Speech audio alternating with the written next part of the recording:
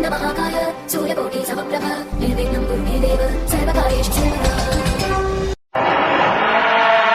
जब रात होती है तो हम एक दिया जला लेते हैं और उस रोशनी में खुद को महफूज समझते हैं, मगर उस रोशनी के परे जो अंधेरा है वो अपने अंदर बहुत सारी कहानियां समेटे हुए है और इन्हीं कहानियों को आप तक लेकर आता है। रात के अंधेरे में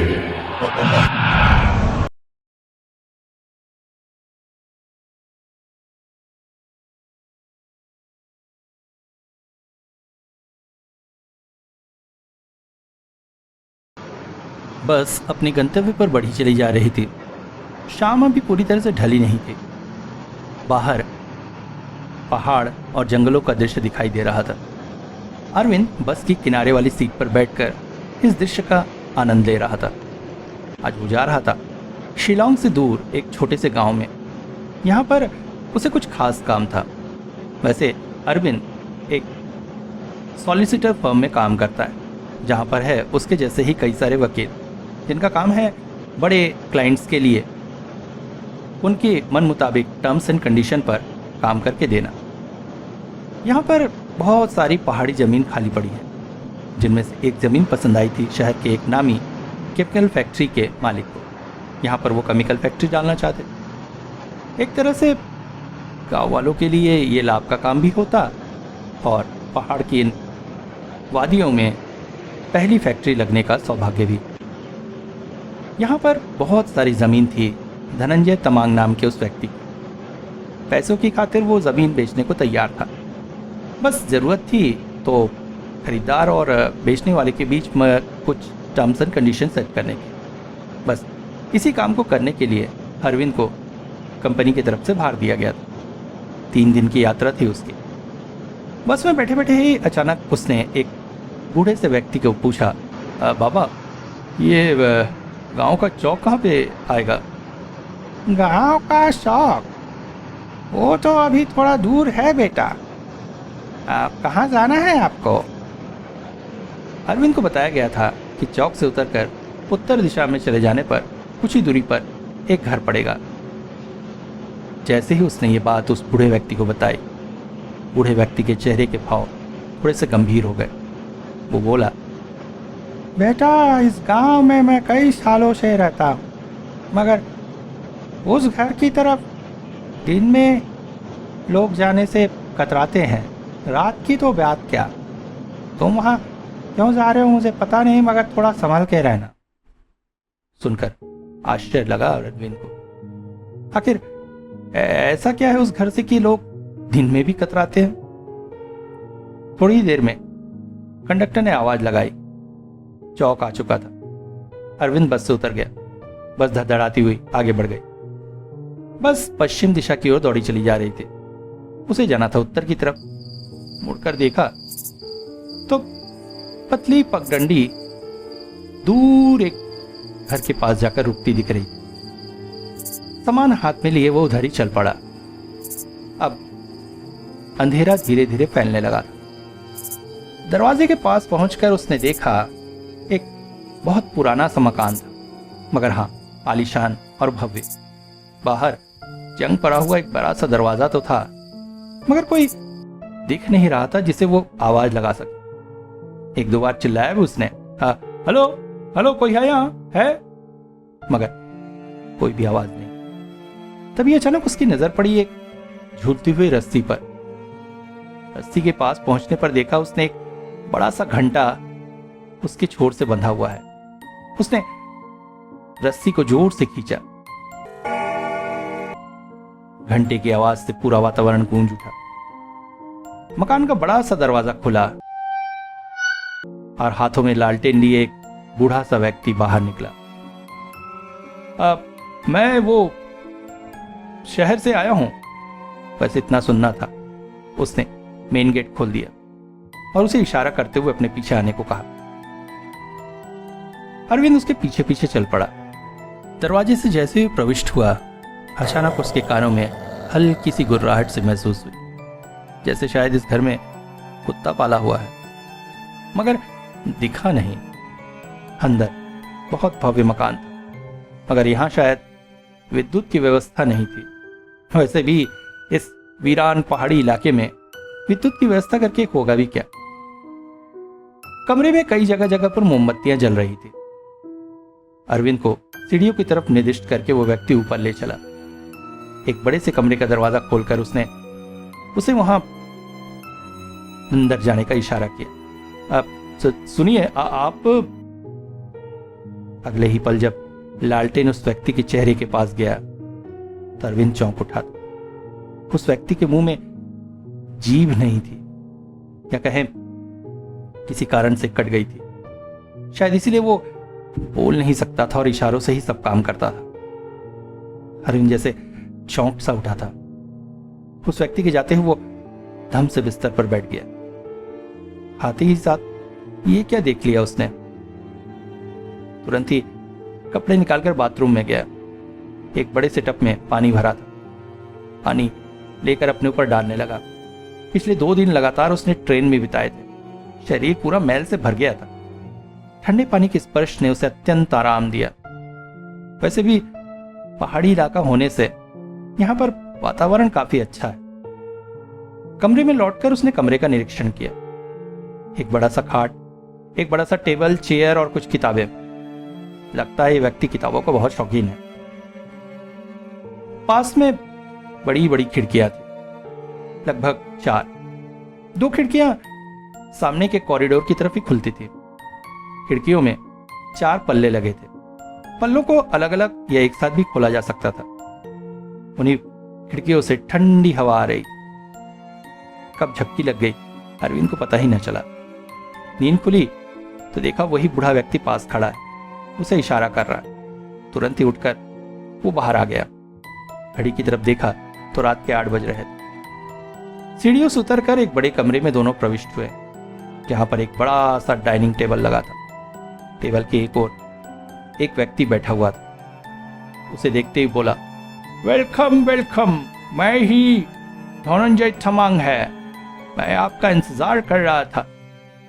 असली में नींद आ गई थी। Yes yes, that's obvious. थक गए होंगे आप। खाना खाकर आराम से सोइएगा। खाने में बहुत सारी स्वादिष्ट चीजें थी। मेहमान नवाजी का ये आदमी काफी शौकीन लगता है। मगर जो आश्चर्यजनक बात अरविंद ने देखी वो थी, धनंजय ने उस खाने में से कुछ भी नहीं खाया, अपितु मांस का एक बड़ा सा टुकड़ा उसकी प्लेट पर था। इसे चाकू छुरी से काटता हुआ वो आराम से खा रहा था। व्यक्ति के चेहरे की भी एक खासियत थी। उसका चेहरा ऐसा लगता था जैसे 2 अलग अलग हिस्सों में बना है। एक तरफ बहुत ही सौम्यता और एक तरफ कुटिलता उसकी आंखों से ही झलकती थी। लालटेन की रोशनी में भी ये अंतर स्पष्ट अरविंद को दिखाई दे रहा था।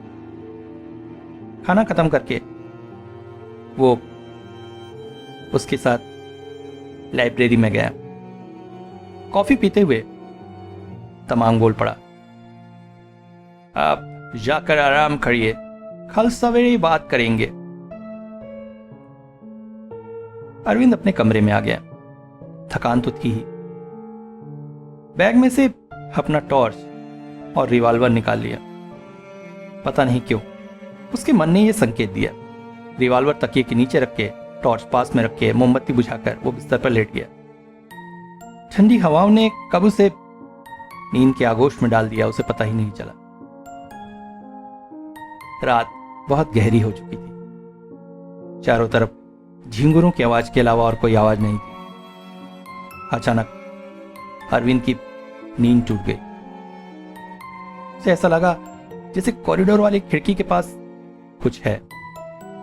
उसने तुरंत ही टॉर्च जलाई। एक परछाई वहां से गुजर गई और कानों में पड़ी कुछ अजीब सी गुर्राहट। यह गुर्राहट वो एक बार और भी सुन चुका था। मेन गेट से आते समय ठीक ऐसी गुर्राहट उसके कानों में पड़ी थी। अगली सुबह नाश्ते के टेबल पर जो वो पहुंचा तो सामने जो व्यक्ति बैठा था उसे देखकर आश्चर्यचकित सा हो उठा। धनंजय तमांग इस वक्त बेहद मधुर व्यवहार कर रहे थे और उनका चेहरा भी रात जैसा नहीं लग रहा था। वो बोले, रात को आराम से नींद तो आया? हाँ। अच्छा, घर में आपने एल्सेशियन डॉग पाल रखा है क्या? कुत्ते की जैसी ऊंचाई से महसूस हुई थी, उसके आधार पर उसकी यही ब्रीड उसके मुंह से निकली। कुत्ता? हमारे यहाँ कुत्ता नहीं है। क्या कुत्ता नहीं है? आश्चर्यचकित हो गया था अरविंद। तो फिर रात में उसने क्या परछाई देख ली? अनदीनी हालत में पता नहीं क्या ना क्या देखा था। दोपहर का खाना 11 बजे तक हो गया था। तमांग ने कहा, आप जाकर आराम कर लीजिए। अरविंद भी अपने कमरे में चला गया। दोपहर को पूरा सोकर बिताया। शाम को उठा तो पता चला तमांग अपने कमरे में कुछ काम कर रहे हैं। नौकर चाय और ऑमलेट की ट्रे उसके पास रख गया था। काफी हैवी नाश्ता था। 3-4 अंडों का ऑमलेट तो होगा ही। रात को एक बार फिर से खाने की टेबल पर दोनों मौजूद थे। खाने के विभिन्न नए व्यंजन सामने थे, मगर तमांग फिर वही बड़ा सा मांस का टुकड़ा खा रहा। आज रात भी उसके चेहरे पर वही भाव मौजूद थे। आखिर इस आदमी को हो क्या जाता है? खाना खाने के बाद अपने कमरे में जाते हुए अरविंद को लगा क्यों ना उसकी लाइब्रेरी से 1-2 पुस्तकें ले ली जाए। लाइब्रेरी में मोमबत्ती जल रही थी। नौकर के जैसे ही अंदर आया, तमांग बोल पड़ा, मेरी ये किताबें मेरे पढ़ने के लिए है, आपके लिए नहीं। आप जाकर सो जाइए। इतना रूखे व्यापार से आश्चर्यचकित हो गया था अरविंद। चुपचाप अपने कमरे में लौट आया। मगर आज रात उसने फैसला किया था कि वो सोएगा नहीं। जान कर रहेगा आखिर क्या देखा था उसने। एक नॉवेल लेकर वो बैठ गया। वैसे भी नींद नहीं आ रही थी क्योंकि दोपहर भर सोया था। नॉवेल पढ़ते हुए कितना समय बीत गया पता नहीं, मगर अब नींद के झोंके उसे आने लगे थे। वो बिस्तर पर जाकर लेट गया। कुछ घंटे सोने के बाद अचानक फिर से नींद खुल गई। बाहर हलचल थी। उसने तुरंत ही टॉर्च बाहर मारा और सच में एक परछाई सी उसे दिखाई दी। रिवॉल्वर निकालकर उसने एक गोली दाग दी और दौड़कर कॉरिडोर तक पहुंचा, मगर वहां कुछ भी नहीं था। वापस आकर खिड़की बंद कर सो गया। सुबह जब नाश्ते की टेबल पर पहुंचा तो तमांग ने ही पूछ लिया, रात को आप खिड़की बंद करके सोए थे, क्या हुआ? नहीं, ऐसे ही। देखिए, यहां डरने वाली कोई बात नहीं है। खिड़की खोलकर सोएंगे तो ठंडी हवा आती है। हाँ, वो तो है। इसके बाद तमांग उसे अपनी लाइब्रेरी में ले गया जहां पर उन्हें काम करना था। अचानक उसकी नजर तमांग के पैरों की तरफ पड़ी। पैरों से पट्टी बंधी थी। उसने पूछा, आपको क्या हुआ सर? है, देखो ना, बिना बुलाए मुसीबत आ गई। सुबह उठकर देखता हूं पैर में घाव है। यहां मूषक बहुत है, रात में चाप लेते हैं। मुझे भी लगता है वही है। एक बार शहर जाकर इंजेक्शन लगवा लूं सोच रहा हूं। समय नहीं है वरना चला जाता। तुम भी जरा संभल कर सोना। दिन भर काम में ही बैठ गया। बहुत सारे लीगल टर्म्स तैयार करने थे। तमांग की कानूनी नॉलेज बड़ी अच्छी थी।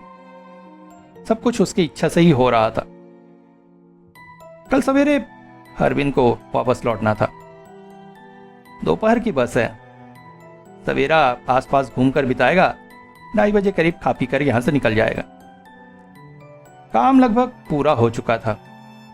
सारे पेपर्स ऑफिस पहुंचकर बस क्लियर कराने। रात को एक बार फिर से खाने की टेबल पर दोनों मौजूद थे। आश्चर्यजनक ढंग से तमांग वही बड़ा मांस का टुकड़ा खा रहा था। अचानक वो बोल पड़ा, आपसे रिक्वेस्ट है, रात को खिड़की खोल के सोइए। खुश नहीं होगा, अच्छी नींद आएगी। खाना खाने के बाद तमांग बोल पड़ा, खास कॉफी मैं आपको अपने हाथ से बनाकर पिलाऊंगा। खास मेरी रेसिपी वाली कॉफी। नौकर ने सारा सामान तमांग के सामने रख दिया।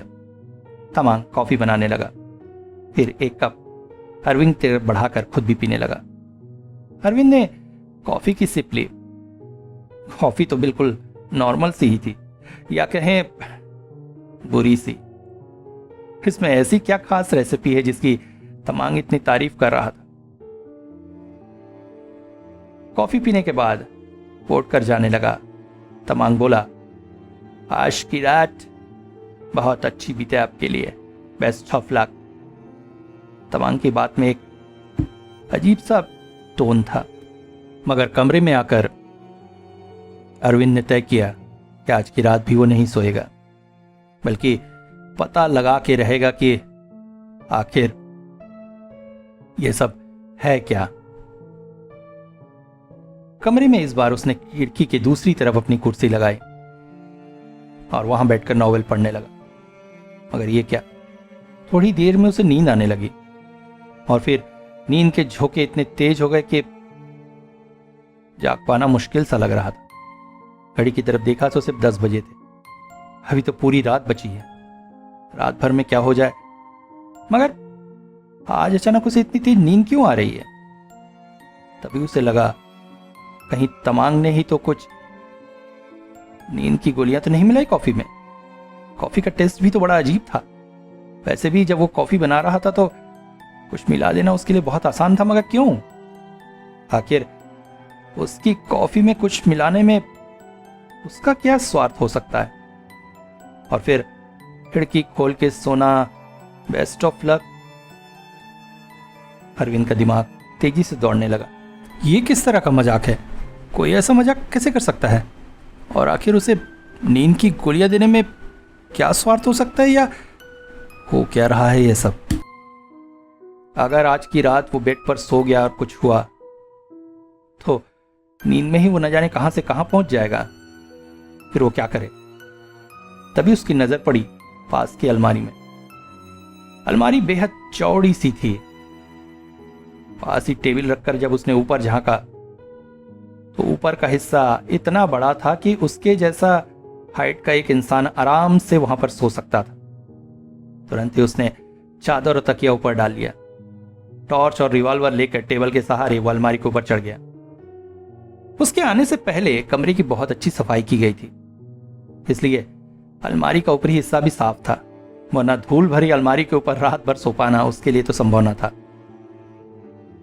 अलमारी के ऊपर निश्चिंत होकर उसने आंखें बंद कर ली और गहरी नींद में समा गया। अब इसे कुदरत का न्याय कहें या उसके दिमाग की चिंता, रात को अचानक उसकी नींद टूट गई। कमरे में एक अजीब सी दुर्गंध फैली हुई थी और हल्की हल्की गुर्राहट की आवाज आ रही थी। उसने टॉर्च जलाया और सामने का जो दृश्य था उसे देखकर वो चौंक सा पड़ा। सामने एक बड़े आकार का भेड़िया खड़ा था जो ठीक उसके खाट के पास था। टॉर्च की रोशनी पड़ते ही जैसे वो चौंक सा पड़ा और गुर्रा उठा। अलमारी की तरफ आश्चर्य से उसने देखा। अरविंद ने तुरंत ही धाएं धाएं करके गोलियां उस भेड़िए पर दाग। एक तेज गुर्राहट के साथ वो खिड़की के बाहर कूदा और तभी एक बड़ी चीख के साथ धड़ाम की आवाज जमीन पर आई। लगता है भागते हुए सीधा बालकनी से नीचे गिर गया। ओह, अच्छा हुआ। मगर अभी जो कुछ भी अरविंद ने देखा था उसे देखकर उसकी जैसे रूह कांप उठी थी। हिम्मत नहीं हुई एक बार बाहर निकलकर बालकनी से बाहर झांक सके। चुपचाप खिड़की दरवाजे बंद कर बेड पर सो गया। सवेरे दरवाजे पर तेज दस्तक से उसकी आंख खुली। दरवाजा खोलकर देखा तो नौकर खड़ा था। वो हाथ पकड़कर उसे कहीं चलने का इशारा कर रहा था। तेजी से उसकी तरफ दौड़ पड़ा। दोनों बालकनी से नीचे झांक रहे थे। नीचे तमांग का शरीर पड़ा हुआ था। सर फट चुका था। खून का फव्वारा जमीन पर बहकर जम चुका था। गर्दन के पास से ऐसा लग रहा था मानो गोली छूती हुई निकल गई हो। अरविंद को समझ नहीं आया कि आखिर तमांग छत से कैसे गिरा। वो कल रात की घटना भी किसी को बता नहीं पाया था।